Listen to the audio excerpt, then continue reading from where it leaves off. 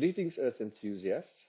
If you ever wondered about the incredible perspectives our planet has to offer from high above, you're in the right place. I am Dr. Clive Coetzee, and I'm thrilled to be your guide on this captivating journey into the world of remote sensing. Welcome. And please remember to like, subscribe to, and share this video. Thank you. In the previous video tutorial, we calculated a number of spectral indexes with the purpose to identify or to highlight certain features within our region of interest. For example, we calculated the normalized difference vegetation index to identify specific locations of areas within our region of interest where there's healthy vegetation or whether there's low mass vegetation. For example, we've also calculated the normalized difference building index to identify locations or areas that has high urban footprint versus having no urban footprint. So we calculated those indexes to highlight features that we're interested within our region of interest. Those indexes are based on different bands or different combination of bands or expressions of bands within our LandSat dataset series. So using the bands and in different ways, we can then generate those indexes which we then use to identify or to highlight certain features within our region of interest. So the bands are absolutely very, very important and central to the LandSat or to daytime imagery. Now, as I said, within our LandSat, we combine the red, green, and blue bands to generate what we call a true color image of our region of interest, as a naked eye, as you and I would see it with our naked eye. So that's the band combination: is blue, red, green, and blue. Okay, so we use those three bands. Now, the bands are generated using the emitted energy from Earth. Okay, so there's a sensor within these satellites that basically measures the emitted energy that is submitted or emitted from objects on the planet surface. So if we just have a look here in the book that I've just written, it says the amount of reflectance in a specified wavelength range, meaning the bands, is referred to as spectral reflectance or the spectral signature. It is dependent on the actual item that it reaches on the Earth's surface. Okay, so as the sun emits energy, it makes contact with that item on Earth, on the surface. That item absorbs certain of that energy, and that it doesn't absorb, it reflects back into the atmosphere. Now it's that reflectance that the sensor measures. So we know how much energy is submitted by the sun. Okay, so we know the amount of energy that hits that object, and then we can measure how much energy is reflected, meaning the difference is the amount of energy that is absorbed, i.e. the different bands. Okay, so here's a little picture, for example, of 4 leaves. Okay, so this energy from the sun will hit each of those leaves. Those leaves will absorb certain amount of energy in the different wavelengths, and it will reflect the other energy that it doesn't absorb in the different wavelengths. Okay, and that's why a leaf or a green leaf looks green, because it absorbs a whole lot of green, whereas a yellow leaf does not reflect that amount of green. So the color of the object is based on the ratio between the absorption of energy and the reflection of energy. Anyway, there's a number of sources you can have a look at that talks about this issue of absorption of the energy and the reflectance of the energy. But it's basically that reflectance of the energy which these satellites then uh, uh, uh, um, uh, measures, and that we use to create the image of the surface of the planet. Okay, so anyway, there's a number of books that you can consult on that. Anyway, so let's delve into this matter a little bit further. Okay, so um, I'm in this particular video tutorial, we're going to generate spectral signatures of 3 different locations, and we're going to compare those spectral signatures in each band. Okay, so we've identified 3 locations. The one location is at the mall. This is in the red. Okay, then I've got a location in sand. So the mall, it's a shopping complex. So that's a rooftop typically. Okay, so that marker, okay, pin marker is basically on a specific roof. Okay, you'll see there is, let me just quickly, let's unselect and see if it gets a bit further, quicker. Let's put it on a map. That should work better. You see there's the, okay, there it is. So you can see there's the mall. So I've put that location or that marker on the mall. So that is location 1, for example. Okay, so I want to calculate the spectral signature of that specific location over the 4 different LandSat bands or the LandSat series, meaning the spectral signature in band 1, 2, etc. Then I've got a second location, which is sand. Where is that? There's my sand location. Okay, so you can see this is typically a bare piece of land, which is bare soil. So I want to generate the spectral signature of this specific location over time. Okay, and then I've got a third location, which is a very green location, which is a golf course. Okay, see there it is. So that's my 3 locations. I've got a location in the urban area, a location in sand, and a location in a green area, which I call bush. Okay, so I've generated 3, and you can do many more. For time's sake, I'm just going to use the 3. Okay, so what we're going to do, let's just quickly activate our LandSat. So each of those locations will have a different spectral signature for each band, meaning in the red band, it will absorb a certain amount of red and reflect a certain amount of red. In the green band, it will reflect a certain amount of green and it will reflect. So the combinations of those absorb and reflect will basically tell us whether it is an urban structure or whether it's a bush or green area or whether it's a piece of land, whatever the case might be. Okay, so we want to generate the spectral signatures of each of those 3 locations to see the similarities and the differences. Because if they're all similar, then there would be no image. It will be just one image, one color, and so you won't be able to identify features. The features are there because they all have a different, they have all a different spectral signature. So we want to say, okay, if that location has this spectral signature, it's most probably water. If that location has this specific spectral signature, it's most probably an urban structure. If that location has that specific spectral signature, it's most probably a vegetation. So understand where we're going to go to. We want to identify locations.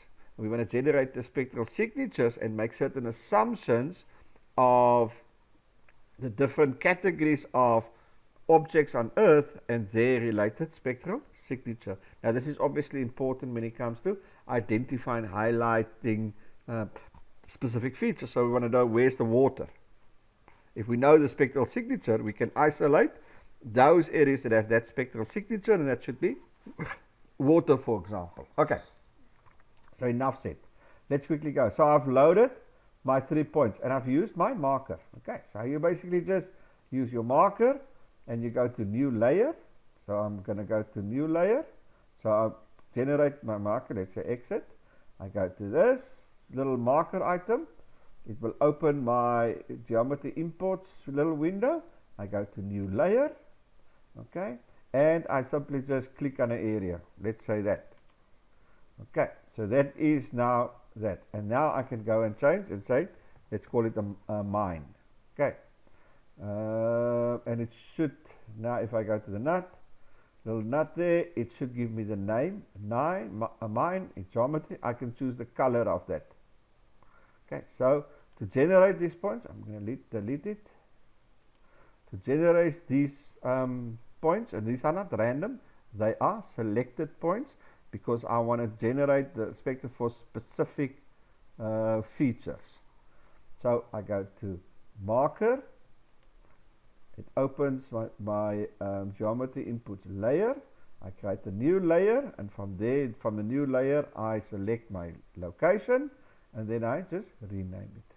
Okay, you can, if you want to delete it, you just press on press on that, highlight it, and you just delete it. You can go there and you can just cancel it. Yeah, I haven't put it down, so you can't. Let's say I'm there. Okay, so if I want to delete it, I just make sure there's nothing highlighted. I click on it and I say delete. Okay, so to highlight it, it means you now have activated that, and you can now change the color of it, etc., etc. Okay, so I'm not gonna, we're gonna exit there. I'm not gonna, let's just delete it there, etc. Okay, so I've created 4 or 3 points, each a very unique feature. Okay, I've added my normal trusted vector files. I have specified my region of interest. I've centered it around that interest. I generated my clip, etc. Same stuff. I've put my scaling factors, generated my LandSat, etc., etc. Okay, so up to here, we've basically done nothing new up to this point. Well, up to adding the images. Remember, this is a median image for each of those LandSat data sets based on those filter dates. Those are the dates. Remember again, this is counterintuitive, but change the dates so that they don't have overlaps. Because you've seen the previous video what happens with the overlap. You just diminish the uniqueness of each image. Okay. Anyway, so yeah, so we've created a median image for each LandSat based on that image collection for my region of interest. This is actually just background to what we're going to do. Okay, now the important stuff. Now this is where the important stuff comes. Let me just open it there so I can just focus on this. Okay. So the first thing that we're going to do is we're going to create a buffer area around each point. Now, you don't have to do that, but if you have just a single point, then it's very difficult to zoom into that point to a level where you can really identify, if you didn't know what the feature is, to identify the feature, because the point is so small. Remember, it is one lat and long, one long. So I'm just creating a buffer around each location or each of these, and you'll see now if I unselect it, you'll see I know where my features are located, and I know that the feature sits within the middle of this radius, and you can specify the size of the radius or the buffer. So I was just creating a buffer around each location or each feature, just, and that is simply for display purposes, simply just for identification purposes. It's not for calculating purposes or anything. It's purely to identify those specific locations. Again, you can change the size of the buffer, 200, 300 meters, 400 meters, 500 meters, whatever the case might be. So you just start with the feature, the name of the feature. That's what you've given it above. So mole, okay. So it's mole dot buffer, the size of the buffer, the color of the buffer, and the name of the buffer. So it is the feature. You're going to create that size of buffer around the feature. You're going to give it a specific color, and you're going to give it a name. Again, The color and the name is discretionary, up to you. Okay, so now we've created the buffer, but as I said, that is purely for visual effects. It's got nothing to do with the calculation of the spectral signatures. Okay, that's purely. Now, we want to create the spectral signatures as a time series, meaning over a period of time, because that item, for example, if it's sandy area, that could obviously have different specters per image. So, for example, in the winter, there's most probably a little bit of vegetation, or it's a bit more wet than if it's in peak summer where there's no vegetation and there's very, very dry. The golf course there, the bush area there, again in winter would be very, very green and very healthy, where in the summer it would be, without leaves and very, very dry, etc., etc. So the spectral signature on a location are not constant. It cannot be constant because, again, also, the energy of the sun changes. It hits the atmosphere at different angles, etc., etc. So you don't want to generate that spectral signature for a particular day, because that day may not be representative of that item or that thing on the earth surface. Okay, so you want to generate that spectral signature over a period, so that minimize your error of specifying the spectral signature of that specific item. Okay, so for each of those features, we're going to create a spectral signature for each LandSat. Okay, so for the mall, we're going to create a spectral signature for LandSat 5, 7, 8, and 9. For sand, or bare soil, we're going to create a spectral signature for LandSat 5, 7, 8, and 9.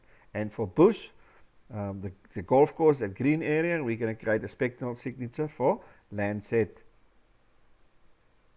5, 7, 8, and 9. So we're going to create 4 spectral signatures for each of the 3 features. So that is 12 spectral signatures, and each spectral signature will have a signature for all 5 bands, meaning band 1, 2, 3, 4, 5, and 7 for LandSat 5 and LandSat 7, and then for LandSat 8 and 9, band 2, 3, 4, 5, 6, and 7.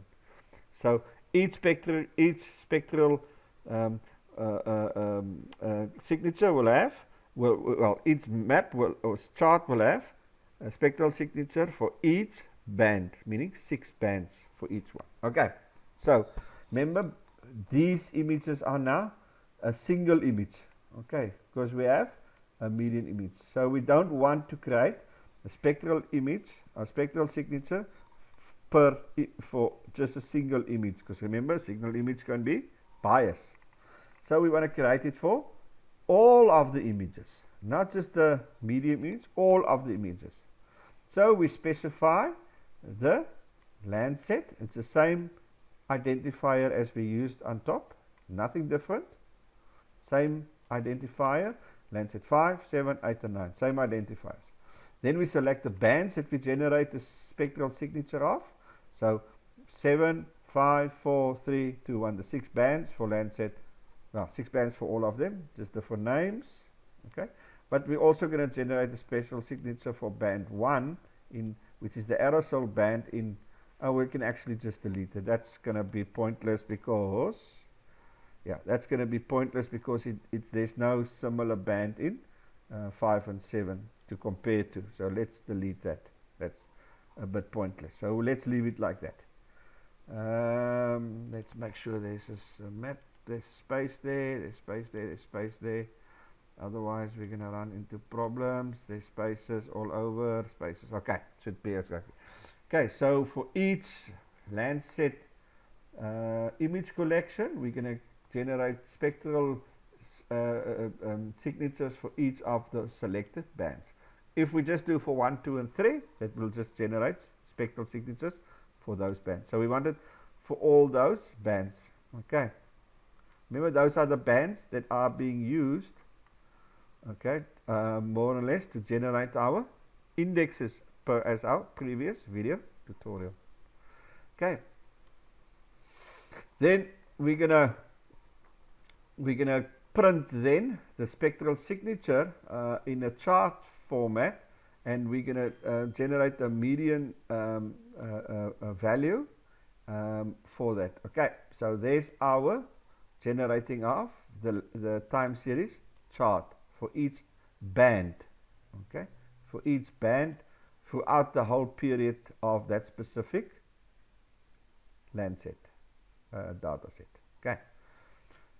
Let's do that for, that's now for the mall.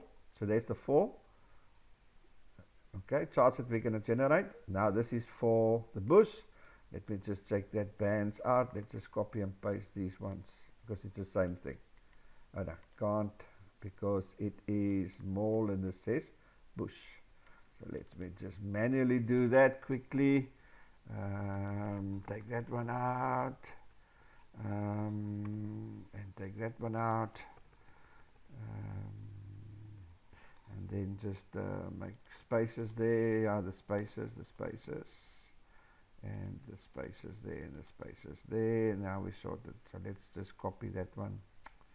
Let's copy the. It's going to be the same for this one. That is for the bush, for the golf course, to generate its spectral signatures. And let's just confirm this, that the spaces. Okay, so there's they all, and we only want the spectral signatures for those bands for each of the three features for all 4 bands. Okay, and we're going to generate it through the median, reduce a median, and the size of the buffer stays the 100. Okay, so let's run it. So let's quickly just run it again. Okay, there is my 3 locations within my region of interest. There's the buffers that I've created around my region of interest, and there's the LandSat 5, 7, 8, and 9, and there's the 3 buffers. Buffer 1 for the mall, buffer 2 for the sand, buffer 3 for the vegetation or the golf course. Okay, so let's make that smaller, and there we go. So this is the spectral, the LandSat 5. Now how do I know it's LandSat 5? Because it starts in 1985.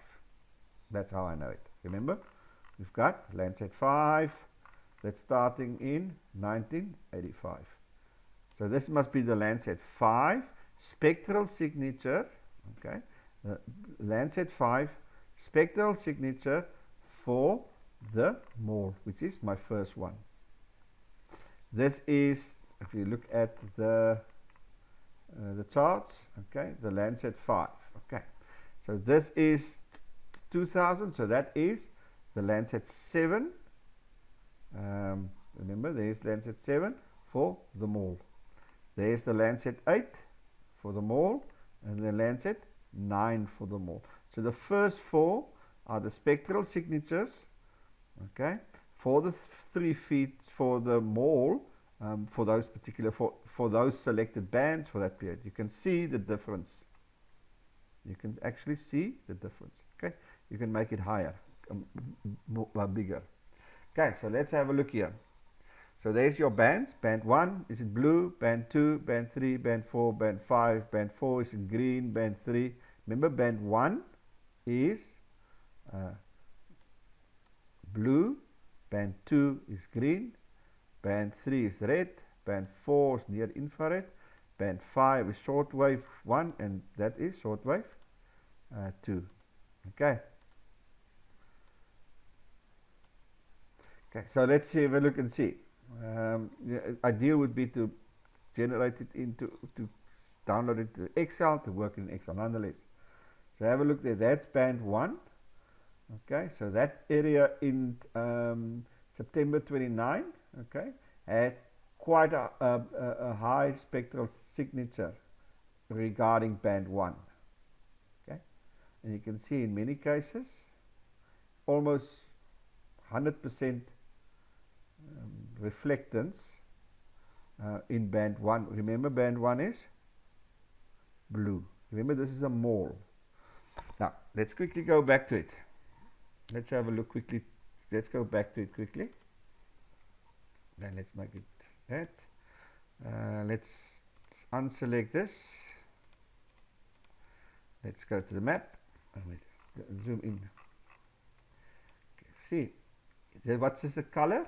Bluish. That's why it's got a very high signature in blue, because it reflects a lot of blue. Remember, band 1 is blue. So it reflects, that's why it looks blue, because it reflects a lot of blue.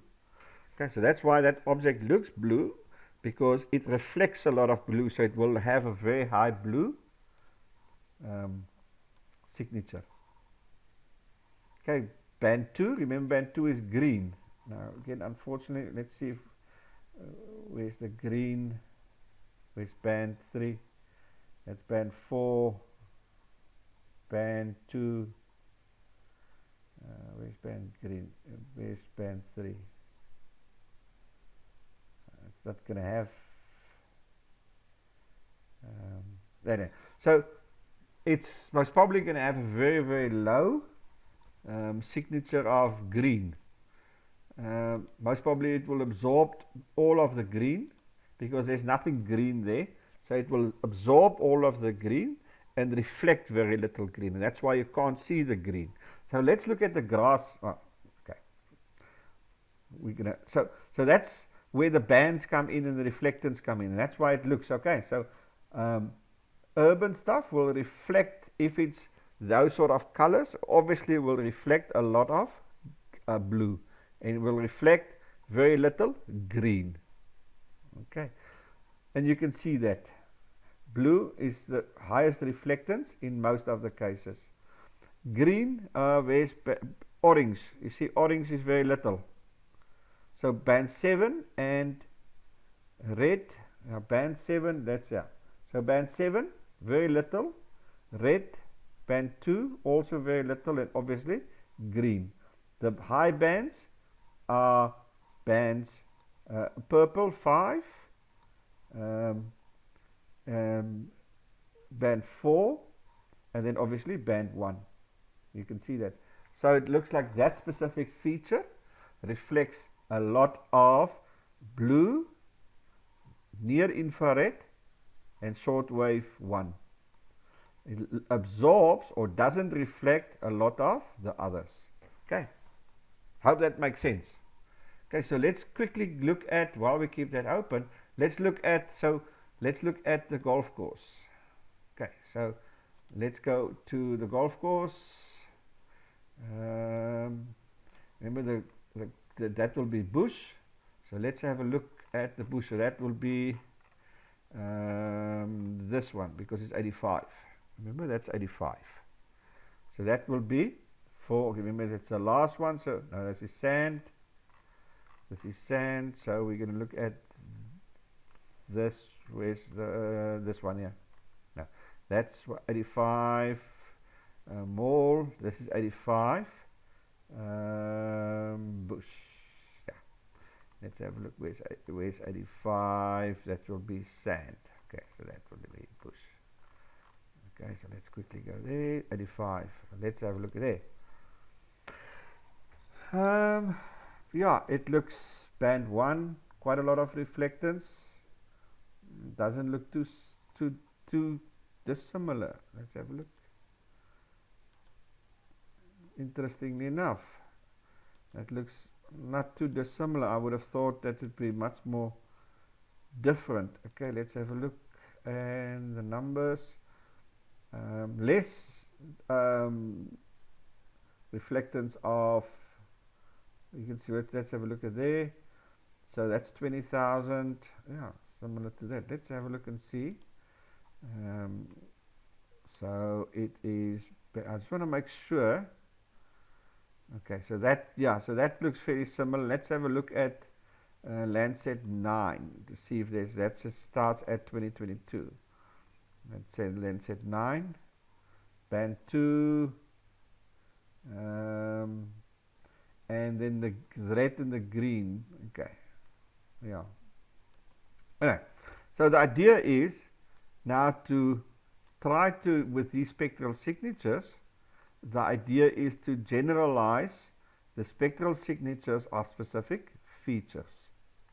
Okay, so the idea you can see from the different, they have different, within each band they have obviously different spectral signatures. You can see the difference in spectral signature of that item from LandSat 5 to LandSat 7. But obviously that could be period specific. Could be that there's been a change in, let's say, that mall weren't there in 1985. So obviously the mall would have, or the golf course weren't there in 1985. It would have been something else. So the change in spectral signature means to a large degree that there's been a change in land cover or land cover use. That could be one specific explanation. That's why in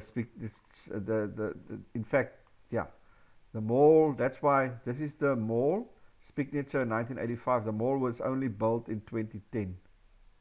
So that's why its signatures, yeah, because it would have been grass before the mall, and that's why the spectral signatures are similar. Yeah, that could have been. So there's always explanations for these anomalies or interesting stuff. Okay, so that's why it's important to generate spectral signatures over a long period of time, so that you can create to minimize your error. If they are similar, it means certain things. If they are different, it means certain things.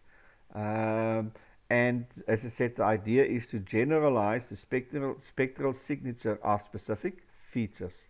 So if you generate in any specific location, if you don't know what's on that location, what is the specific feature of that location, but you know the spectral signature, you most probably can then say, listen, it's going to be water, it's going to be grass, it's going to be a building, it's going to be a road, it's going to be a mountain, it's going to be soil, it's going to be a bare soil, whatever the case might be. Okay, so that's the beauty of this specific exercise, is that you will able to generate spectral signatures for selected features, and using the spectral signature then you can identify features or highlight features that you're interested in your analysis. Great. Yeah, so that's good news. Thanks for joining me on this one. It's been a bit more shorter one. Look forward to having you on board in our remote sensing journey. And what a journey it's been so far. Thoroughly enjoying it. And as I always say, stay tuned. I'll see you on the other side.